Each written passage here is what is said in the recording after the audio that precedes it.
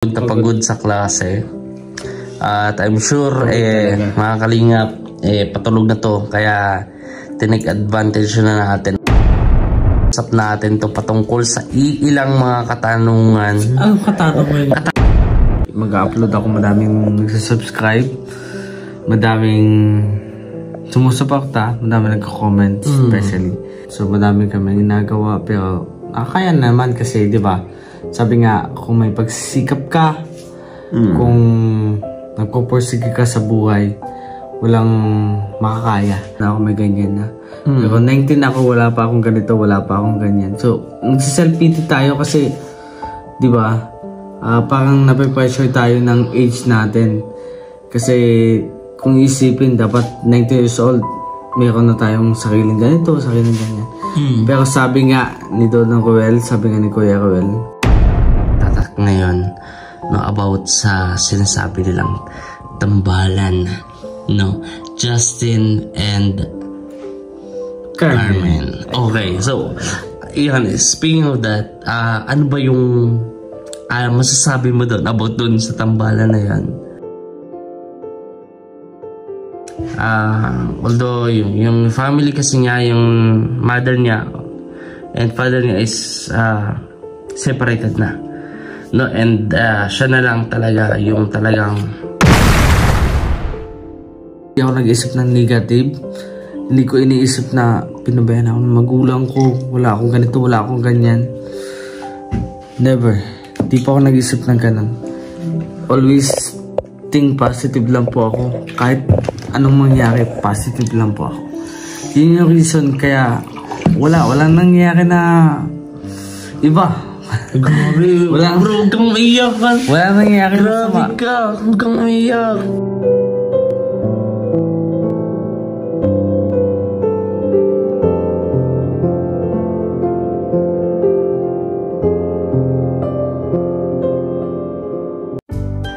Yes, hello po mga kalingap. Ayan, so nagkasama natin si Justin ngayong gabing to. Alas 6 pa lang ng hapon. Kakauwi niya lang at mukhang pagod na pagod sa klase. At I'm sure mga kalingap patulog na to, kaya tinake advantage na natin na makausap natin to patungkol sa ilang mga katanungan. Anong katanungan? Katanungan, syempre bro. Unang-una, please subscribe sa ating YouTube channel ng VGSkin Official. Pero bago bro, ang lahat ito tumataba na. Malayong-malayo na sa ating nakilala. Nagkakataba na. Pero bro, eto, pinakaunang-una, kumusta ang Justin Aguirre ngayon? Ay, okay naman. Okay na okay kasi going well. Going well? How about your channel? Okay na okay kasi every mag-upload ako, madaming subscribe, madaming sumusuporta, madaming nagko-comment especially. So, thank you po sa mga nagko-comment na sumusuporta sa aking munting YouTube channel, no? So, maraming salamat dyan. Kasi, siyempre, diba, na ating nakitagpo noon si Justin as talagang napakasipag at talagang independent na estudyante, no?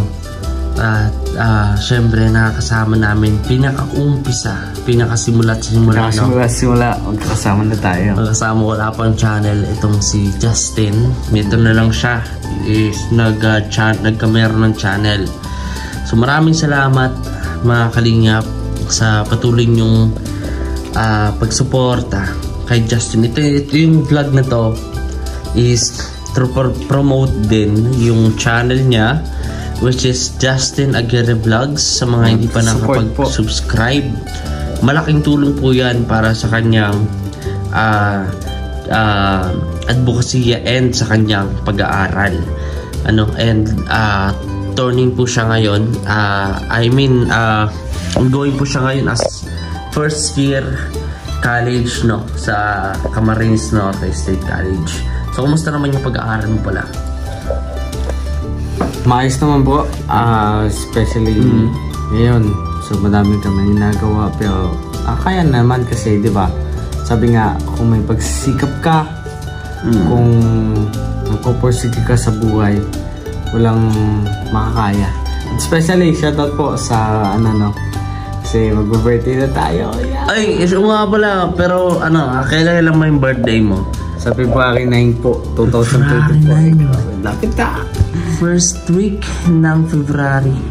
So, I can imagine mga kalingap kasi nagsa-self-pity po ako sa sarili ko kasi di ba 18 tayo ngayon at magna-19 na.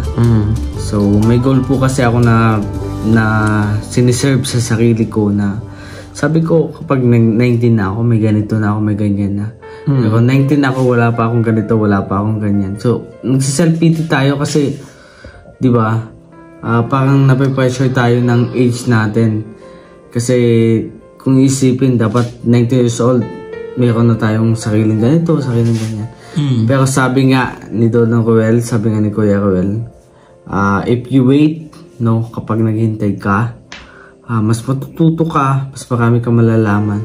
So, ang pinaka-reason behind this is mag-intay. Kasi darating yung panahon para sa'yo. So, lahat tayo may pagkakataon para pagtagumpuin yung buhay natin. So, yung pagkakataon na yun ay hinihintay ko pa. So, sana dumating yung pagkakataon na yun. Siyempre, magawa ko. Yung kaakibat ng paghihintay is to work hard. Diba? Kasi kung hihintay lang tayo without work hard, o kung hindi natin tinatrabaho is useless. Diba? Pero, ganun pa man, you did your best pa rin, every day. And ito isa sa mga pinaka kasi nagba-viral ngayon, as in yung pinaka nagtatak ngayon about sa sinasabi nilang tambalan, Justin and Carmen. Okay, so speaking of that, ano ba yung masasabi mo doon about doon sa tambalan na yan?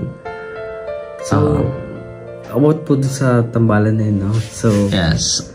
Maraming, wait lang, kahit ako, mga kalingap, talagang kinilig ako. Talagang, hindi ko mapakiramdaman kung mahulog ba yung dalawang bato ko sa, pero sobra, yung, alam mo yun, yung basta, neutrons ano pa ba doon? Basta science, electrons, lahat nagsama-sama, yung kilig, lahat. Pero regarding about that, ano yung masasabi mo sa mga taong sumusuporta about that love team? So yun mga kalingap, please support lang po, especially sa vlog ni Kuya Ruel. So sinusuportahan natin yan. Sinusuportahan natin yung vlog ni Kuya. So yes, sa tayo sa nagpapakilig, nagpapaganda ng buhay ng mga matatanda especially.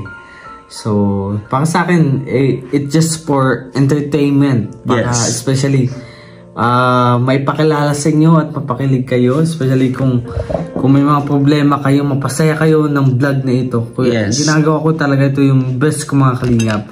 Para mapakilig, mapasaya kayo. At especially, para siyempre ma-motivate kayo, especially sa may mga pinagdadaanan dyan.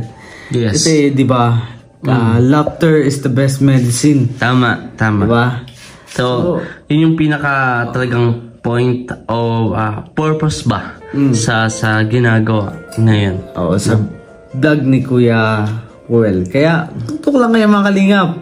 Mas madami pa kayong abangan. Ano pa yung baga, isa yan sa pinakatanong natin lahat mga kalingap. In part 3, ano pa ba yung pinaka inaabangan sa part 3? Any idea? So yun, marami akong idea about sa mga pakulo. Sa mga mangyayari. So abangan nyo yan sa part 3 ng vlog ni Kuya Ruel. Talagang nakaka-excite. Nakaka-excite yan mga kalingap. So, malay nyo. Diba? Malay nyo, diba? Pero, yun nga, yung sinasabi din ng ilang mga viewers, maraming natuwa. And, syempre, na-inspired na parang nare-relate sila sa sa estado nila ngayon. Kasi di ba, sometimes may mga tao na at your age and at the age of Nanay Carmen, di ba? It's possible na magkameron talaga ng relationship. Kumbaga, age doesn't matter. So, ano ba paano mo ba yung may ipapasok yung ganun sa realidad? Sa akin naman mga kalingap, napakadali lang naman yan. Sabi ko nga, if you love someone, yes, just do it your best. Wala kang pakialam, kahit edad man yan, estado sa buhay, mahirap man yun o mayaman. Maganda man yan o alam niya, pangit. Diba? Yeah. Pero wala namang pangit in Jesus. Wala naman talagang pangit in Jesus name. In God's creation. In God's creation. Yeah. Pero sabi nga, we have a standard in our environment. Yes, society. In society. Kaya mga kalingap, kahit ano man yan, basta mahal ko, tatanggapin ko yan ng buong buo at buong puso. Yun. So, matagal na kasi itong mga katarungan, itong mga kalingap is pinaghandaan talaga natin to, ano. And also para makilala natin kung sino nga ba itong si Justin, na matagal na natin nakakasama sa simula at nang talagang tinagurian na nating sidekick ng Darak. Yes. And ano nga ba or sino nga ba si Justin Aguirre? So, yes. If you ask po mga kalingap kung sino nga ba si Justin Aguirre, so ito lang naman po, simple lang. Mag-aaral ng Camarines State College at sumusuporta sa akin mga kuya, especially kay Nabigis Kim, kay Nawel Malalag, yan sa lahat na po ng mga nagbablog at nag-charity po. So sinusuportahan ko pa yan siyempre kina Kuya Alex, no, mga kalingap. So ako po lang naman yung sidekick na sumusuporta sa kanila lahat at yung pinaka-unang-una na sumuporta sa kanila at nakilala niyo po mga kalingap sidekick nila. So yan, napapansin niyo po, diba, yung support is naandun para sa akin. Pero maiba dyan, kumusta naman yung buhay mo as mag-isa, solo sa bahay na to na kung saan dito ka naninirahan? Kasi sa last vlog natin or sa mga nakaraang vlog natin, pinakita natin doon mga kalingap na mag-isa siya. Although yung family kasi niya, yung mother niya and father niya is separated na, no, and siya na lang talaga yung talagang tumataguyod para sa kanyang pag-aaral as a college life ngayon. So kumusta naman yan pala? So yun mga kalingap, kang iiyak ka? Hindi yan. Alam mo kang umiyak ka? Okay naman po. Sige, okay lang yan kung iiyak ka, at least di ba, makatulong yan para sa'yo. So ano, sige lang. Ayun po, okay naman po, maayos naman. So masasabi ko na ang isang tao kapag nag-iisip siya ng positive sa buhay, diba? Hindi siya nag-iisip na negative. So mas mapagtatagumpayan niya yung mga nangyayari sa buhay niya. Unlike doon sa mga tao na negative, diba? Isipin niyo mga kalingap, mag-isa po ako sa bahay na ito, pero hindi ako nag-isip ng negative. Hindi ko iniisip na pinabayan ako ng magulang ko, wala akong ganito, wala akong ganyan. Never. Hindi pa ako nag-isip ng ganun. Always think positive lang po ako. Kahit anong mangyari, positive lang po ako. Yun yung reason kaya walang nangyayari na iba. Grabe, wala, bro, huwag kang umiyak ka. Wala nangyayari. Grabe ka, huwag kang umiyak. Kasi sa quality ng thinking ng mga kabataan ngayon. Kapag 'di ba bro, kapag 'di ba nag-iisa sila, 'di ba? Tapos marami silang problema. Isipin nila mag-suicide. Yung mga suicidal. Isipin nila magpakamatay, wala silang sa mundo, wala silang parang part sa mundo. Yung mga nakakaramdam na syempre ng mga emptiness, depression, stress, anxiety, more on talagang hindi may maano talaga yan, no? Pero mga kalingap, never ko pong inisip na mag-isa lang ako. Kasi kahit nag-iisa ako, I know God is here for me. Yes, truly. Diba? No? Diba? Yes, diba? We've been there. Lahat tayo dumadating sa part na parang akala na natin is wala na. As in, parang wala tayong pag-asa, but God, nagpapadala siya ng tao o instrumento niya para makatulong sa atin, no, para mas lalo tayong mabuhayan.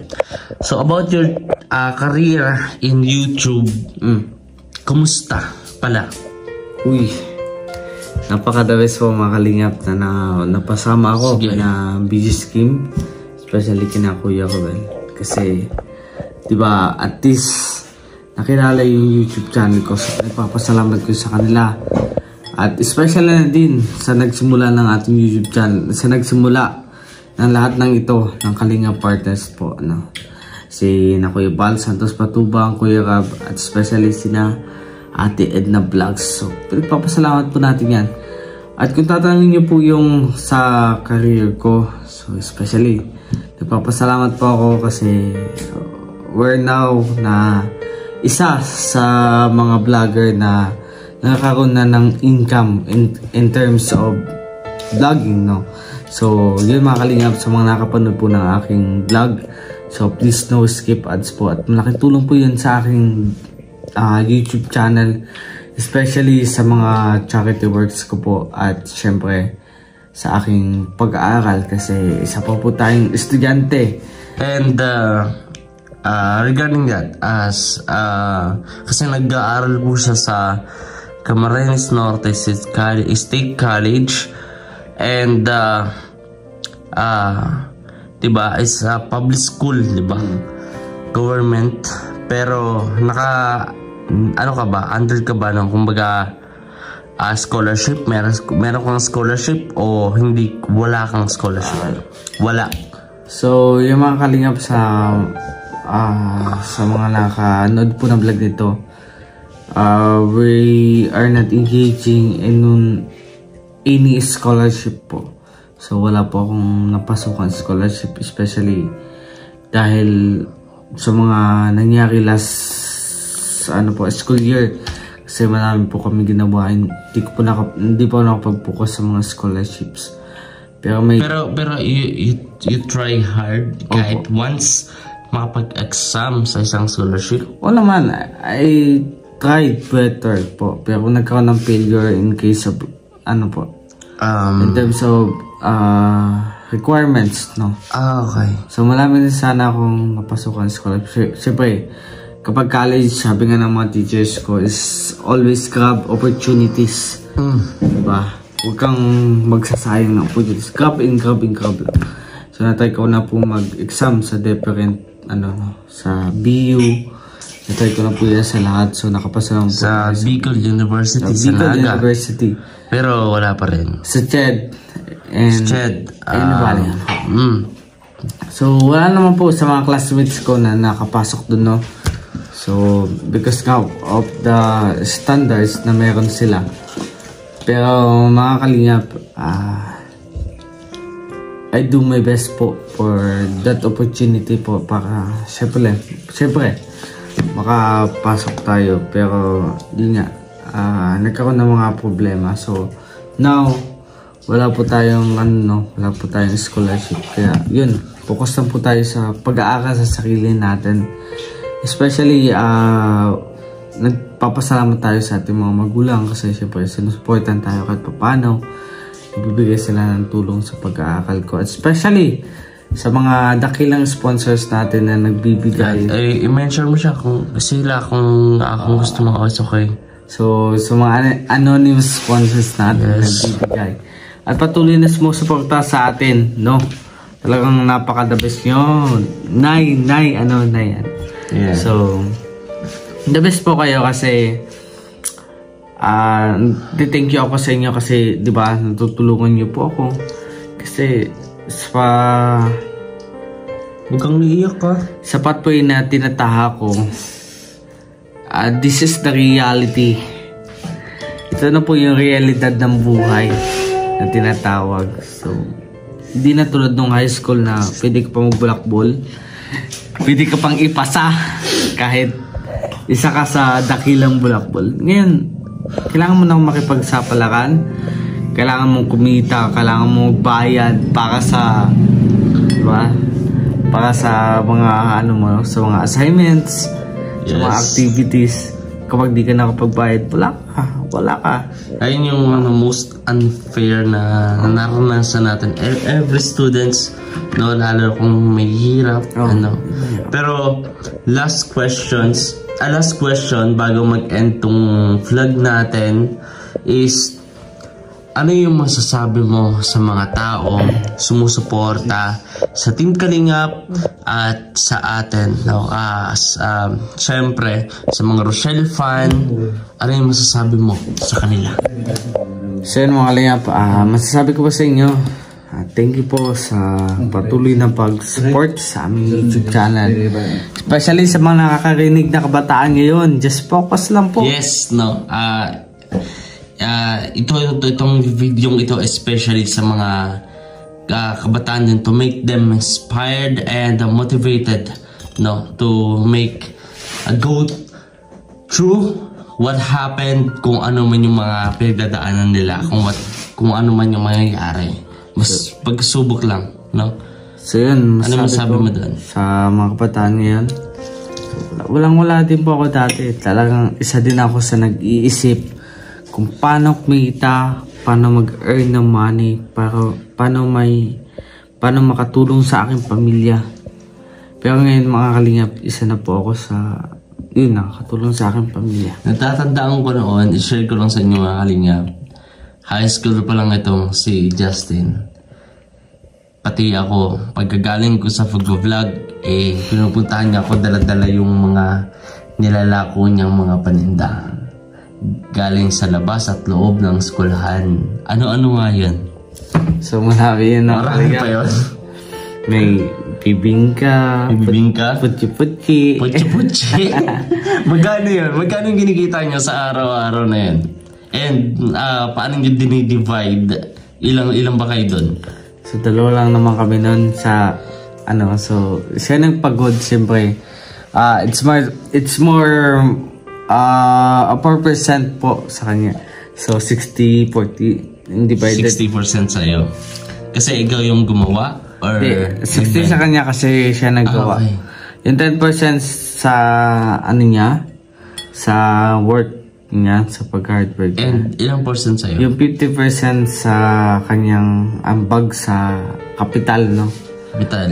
So, akin yung 40%. So, masaya ako nun kasi ang daming naitulong nun sa akin, no? 40% is into sales. Ikaw yung nagbebenta? Ako nagbebenta. Nag-sales to.